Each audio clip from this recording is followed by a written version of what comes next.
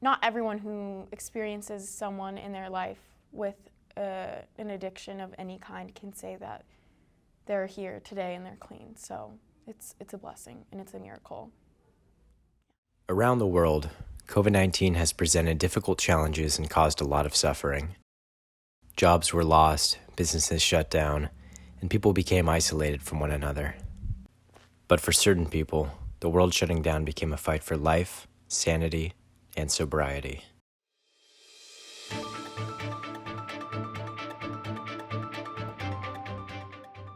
Opioid abuse has been an issue in the United States for a number of decades, dramatically increasing in the early 90s and continuing to increase every decade since. According to the National Conference of State Legislatures, drug overdose rates have more than tripled since 1990, with the majority of these deaths being caused by prescription drugs. In 2011, healthcare providers prescribed more than 4 times as many painkillers as they did in 1999. And in 2016, more Americans died from drug overdoses than the number of American lives lost in the entirety of the Vietnam War. And if that sounds bad, during the pandemic, deaths due to drug overdose spiked by nearly 30%, accumulating in 93,000 drug overdose deaths reported in 2020 alone. That's an average of 255 deaths a day. To get more perspective on the opioid crisis, we spoke to student Sophia Chacón about her brother David's addiction and recovery from heroin. I remember sophomore year, I had come home and it was around Christmas time actually, and the holidays are like the hardest for people who struggle with an opioid addiction or any addiction. And I remember I was in the shower and I was just home alone with my sister. I didn't know my brother was home.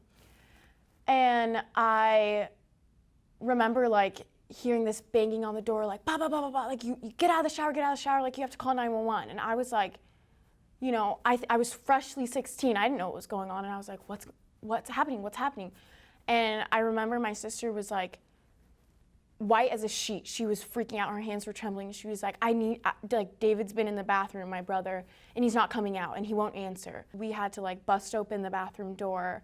And I remember seeing my brother laying there on the floor, overdosing. He had foam coming out of his mouth and he was purple and blue. And I remember like looking at my sister and thinking like, oh my God, what are we gonna do? And so we like dragged him out of the bathroom and my sister literally pulled a needle from his arm and was like, call 911. And my sister, while I was calling 911, I was literally like fresh out of the shower, like shivering, freaking out, like I'm 16, I don't know how to handle this, and my sister is resuscitating him, she's doing CPR. I didn't know how to feel or what to do, and I just remember like the ambulance coming in and taking him, and then he like finally opened his eyes and he just like looked at me and my sister and he was like, I'm so sorry.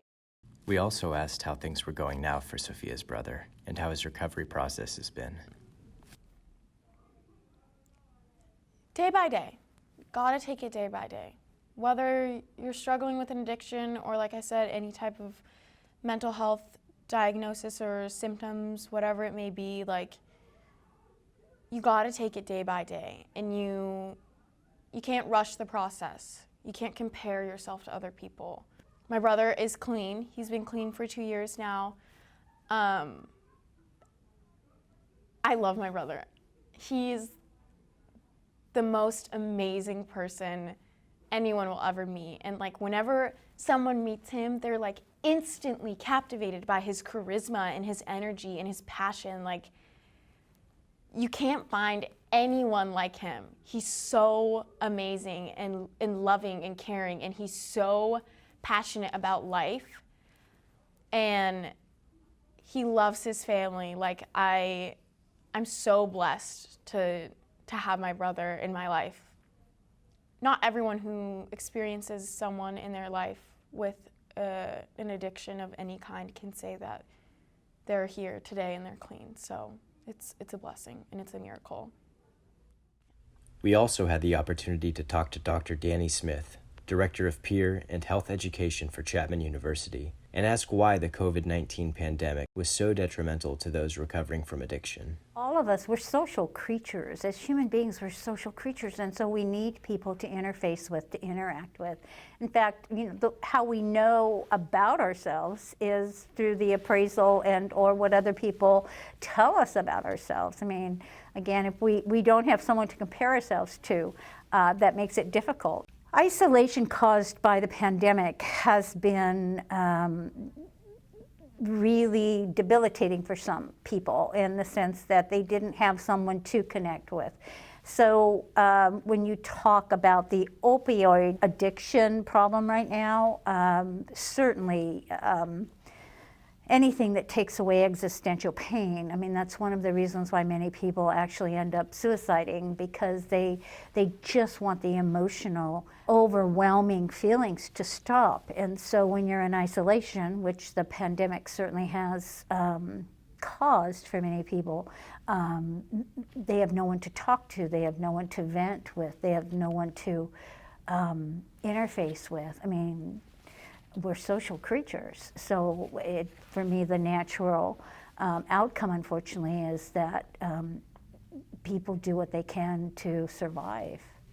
You need to meet with each other, even if it's Zooming. You need to call your friends. You need to, contact. We need to contact, even if it is, again, via social media and or other situations. So for me, that is the most significant. I think also, I don't know how it was for all students, but I know some students weren't at home with their parents in their support system, so they were very much isolated. So again, I think picking up the phone and calling a friend, how are you doing, checking in, maybe venting, having a scheduled time where you vent or when you write in your journal, or but we have to express